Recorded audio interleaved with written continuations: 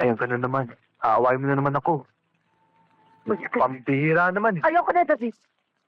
Mamaya tayo pinay sa pagpapamulat sa akin na dapat akong maging mabait at tahimik. Hindi totoo. Ang mundong ito'y puno ng mga demonyo. Mula ngayon, lalaban ako.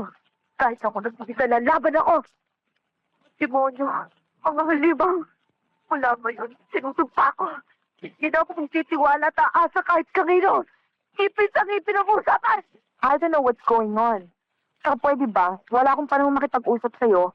Maaari ba, bumaba ka dyan sa kotse ko. Mahal yan. Ay, naku. Ano ka ba? Patay. Nga dito. Sumusobra ka na ha?